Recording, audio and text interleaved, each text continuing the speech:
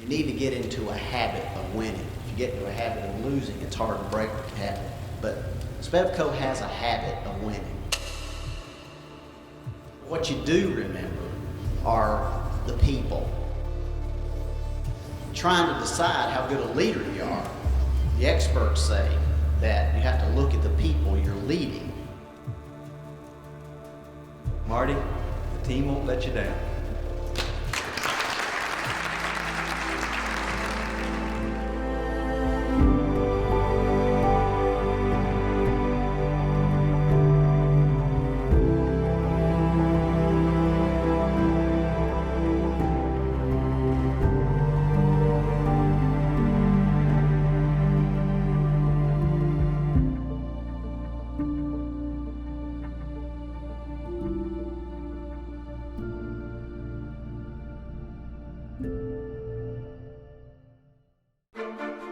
There really wasn't a specific, plan. At that time, it was just, I was focused on doing something for a living that I really enjoyed doing and making a living doing it. In the early days, when I first started out, it was just me, and then just me and Craig, and then me and a couple other guys. I mean, Marty and I, of course, were brothers, so we grew up together. And at that time, there were no vocational schools teaching, body work. He went to work for a friend of ours, but he was known as the best painter in Winston-Salem. And he'd painted all the really cool cars around, so it was pretty easy.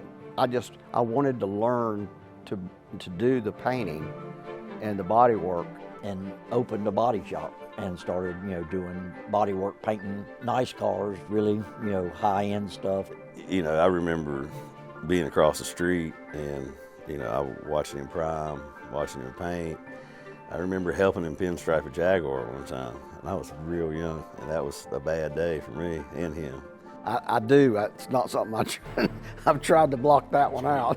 Him and Mike Lawson had just finished this Jaguar. It was black, it was, sleek, it was done. They pushed it out. The car looked so good, and I was like, man, it needs a pinstripe. So I took a rat tail file, and I pinstriped the side of that Jaguar. I gouged the paint all the way down each side of the car. I thought I was doing good. Well, I mean, it was one of those things where it's a 5-year-old, and what do? All you can do is say you can't do that, and then fix what he's messed up. Luckily, Mike came out there and saw it. Mike put me in his truck and took me to the store for some Mountain Dew and candy so that I didn't get murdered by my dad they just finished painting, a money maker. As it progressed, it's always been around vehicles, and then the Winston Corporation was a huge, huge part of the company's success. We were doing right much work for Reynolds Tobacco Company. They had asked us about a simulator. The simulator was the big break for us because it was so needed and it was so not wanted by the RJR people. What happened was I went down to Florida for a trade show and saw this simulator. Took a ride in it and immediately thought about, wow, we could actually give race fans a ride in a race car. And it's one of the first motion-based simulators. This is like the coolest thing in the world. It's like a roller coaster and a video game all in one. And this was back when, we had Pong. But he loved it, and so he pitched it. He said, this is the next hot thing. You got to do it. And they ran and talked about it, and they were like, hey, we're just not interested. We're just not interested. I went home one day and told Dare, I said, look, I'm never going to get this thing sold if we don't have one that we can actually take them for a ride. They've got to be able to feel the same thing I felt. He felt so strongly about it, and this is kind of how Dad is, shows his character. He went and he refinanced the house. So yeah, he hocked their life to buy one of these simulators that they didn't want. And it was just based on his belief that it was going to work, and or that we could make it work, So we invited the guys from Reynolds out to ride the simulator. The fans would come on and blow wind in your face and make you feel like you were going fast. And one of the guys that was in sports marketing at the time, well, he was influential and he was not a fan. He didn't believe in this thing at all. So we were trying to enhance the ride a little bit the day that they all showed up. So they all get in there, all these executives, and you can hear the tires squall at this one point. And then when the car's like spinning out, I had a soldering iron. I'd take a piece of rubber, and burn the solder, Pull the smell of the burning rubber into the simulator. And Jeff, the guy that I was most concerned about, when I opened the door, he said, "Man, that is amazing. I could smell the rubber." It was like, I know. And they bought it. They said, "Yeah, we'll take it." and it was so perfect because everybody that was involved in racing at the time had show cars. Reynolds used their show cars to promote, more sales at especially convenience stores. So this thing was perfect for being able to take it to we're going to give you guys a ride. We're not just going to show you a car. So it replaced the show car program. What I'm getting at more than anything is that Marty laid everything on the table to make that happen. And that takes guts. That's one of the reasons I think that people follow him and are willing to go, the distance. He finds ways to get things done, and he's, pretty straight up about it. Marty is, he's always been one to encourage the employees to look for the solution. Don't give me a problem, look for the solution. He's not going to sit behind you and tell you how to make decisions. He trusts your decision. That's why you're here. I appreciate the way they manage all of us. They give you the leeway to do your job. They don't micromanage, which is really never good for anybody. It kind of hinders your creativity and your ability to do your job. You have to remind yourself that sometimes people do things way different than you would. If the end result is as good or better, then wonderful. So we've always encouraged people to go ahead and do it, and the worst that can happen is you have to redo it. What a great learning experience when you have to redo it. But even better when they do it, and they do it better than you could have done it to start with. And that happens. The thing about working here is if you want to move forward and do something different and move up in the company, it's not just going to always fall in your lap. You have to strive for it. I used to tell Joe for years, I want your job, I want your job. And it finally hit home like nobody else wanted to take his place when he was going to retire, which we now know, unfortunately, he wasn't able to do that. But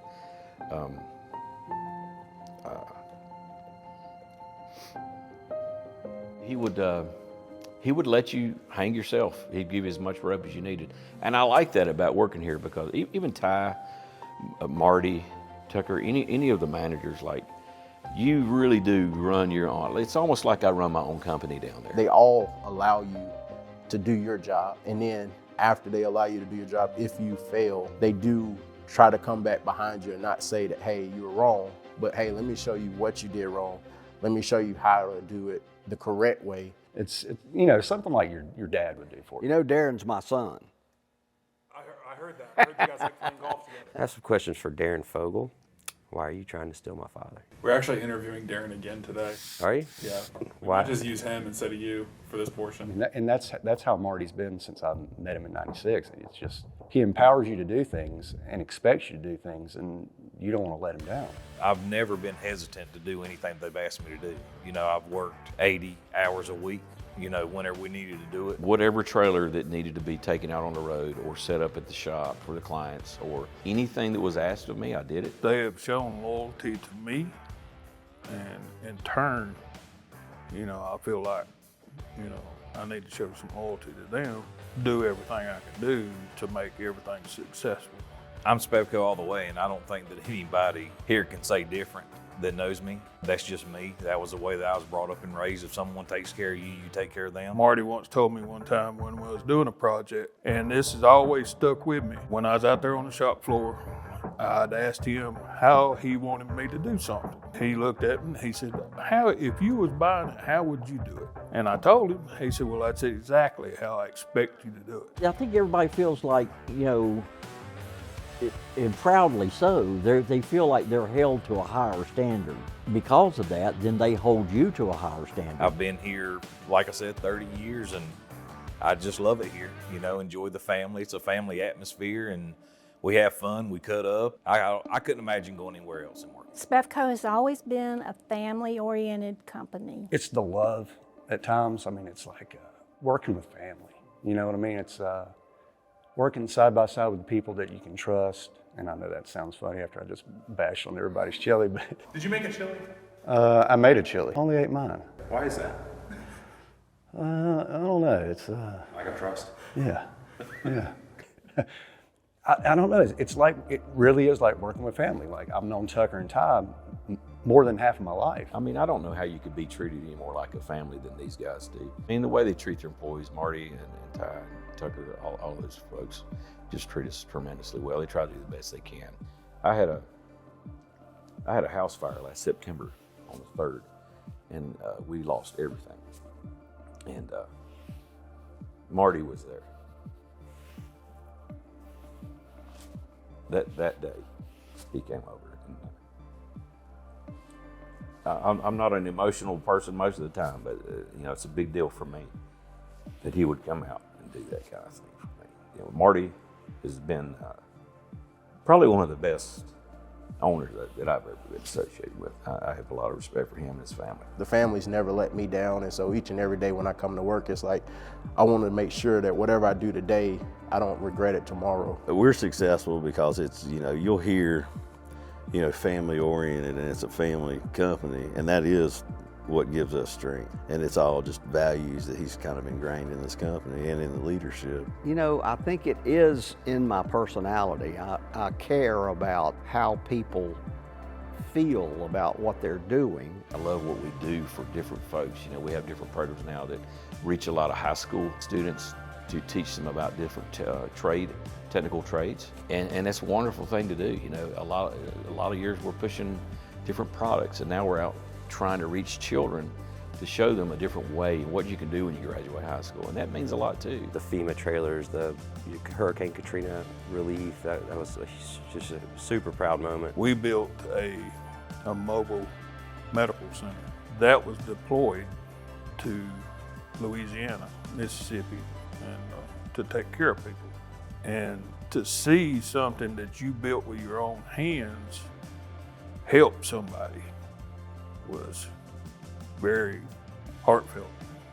Being able to, I mean, when there's a natural disaster going on and you feel helpless and suddenly there's something you can do, boy, that's a neat feeling, and I'm glad I got to be a part of that.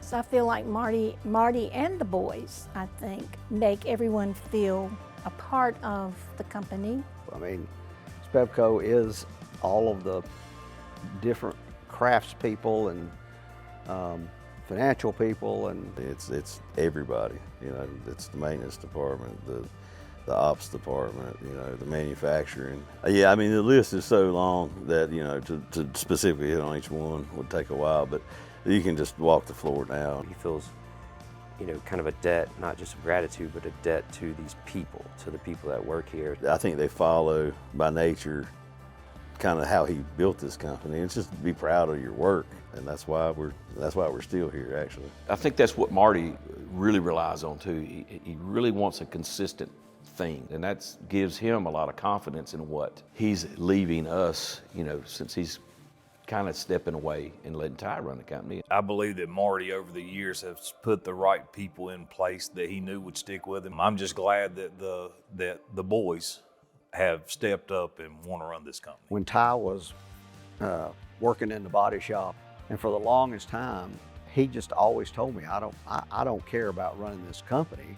I just want to punch the clock, get my paycheck, and go home. To me, Ty made a big turn. You know, I think that early on, like so many, I think, children of business owners, he just didn't want anything to do with, you know, I'm going to do my own thing. And one day, out of the clear blue, he walks into my office and closes the door and sits down and says, I think I'm ready. And turns out he was. And of course, it wasn't anything immediate, you know. It took years of watching and paying attention to what he was doing and seeing what kind of reaction he was getting from the employees. It was a really good transition. I mean, everybody likes Ty. everybody gets along with Ty. I mean, if you know him, you can kind of understand he's pretty laid back and super smart, which I really like. And he does the same thing that his dad did. You know, he just kind of lets you do your thing, and he lets you do the same thing, just manage your own department. And we went through a period, the succession part, you know, and Ty was going to be the, you know, the president or you know, to take over the shop. I know that Marty had a person come and he worked with Ty and the company, kind of like reorganizing and getting things on track and getting Ty focused in the right way, seeing things in the right way and doing things in the right way. But he really cares about what he's doing. I think he really cares about the people, and I think everybody feels that. It is a big responsibility, and you know, if there's 100 people working here, then there's at least 300 people, you know, relying on this place and the decisions that are made for their livelihood. And I would say that's the biggest, that's what weighs on me more than anything, is, you know, just trying to, you know, to keep the company fed so it keeps everybody else fed. But I'm extremely proud of him. He's done a great job. Yeah, it would be definitely difficult, you know, even with Joe. Like, it's not like he wanted to let the reins go and let somebody else start making decisions. You know, that wasn't easy for him either. And I'm sure it wasn't particularly easy for Marty. I mean, you've started this thing since, what, 73? And to just kind of say, I'm going to be here, but in the background, you're going to run it, it's got to be difficult. It's hard to let go, too. It's, I feel kind of weird not going there every day. And I think I probably always will. I mean, people ask me, well, how much longer are you going to work? I'll say, hey, till my toes turn up, man. It's not work. The thing that it resonates for me is how far it's gone. It's, like I said, it's so far beyond what I could do. We've just got such a great group of people put together that with spectacular leadership and loyalty and willing to do just about anything you ask them to do. And it's extremely fulfilling. Just extremely proud and blessed, way blessed.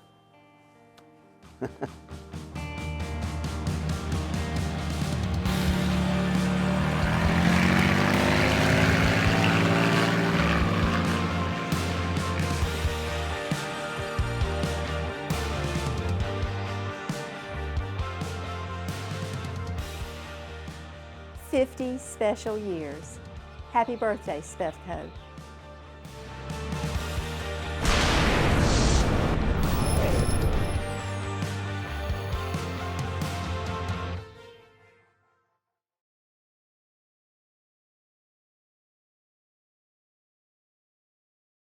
I like to talk to people. I don't know. I'm sure plenty of people who know me here know that's true. Tucker talks too much, I know that. I'd come from college and playing sports. I've heard that story many times. Saw him, he was 10 feet tall, not a rubber mouth. You know, I think with kids now that I am a dad, I think Tom Cruise, and you wouldn't know who Tom Cruise is. Losing is almost better. See, my lips quivering. When it would snow when we were young, first thing we'd do is get a chainsaw. Boy, that's a neat feeling, and I'm glad I got to be a part of that. I don't know, what was the original question? Yeah, Tucker's a weird one. Can y'all get me out of here? They won't let me leave. They haven't fed me in like 3 weeks. Sit in your chair.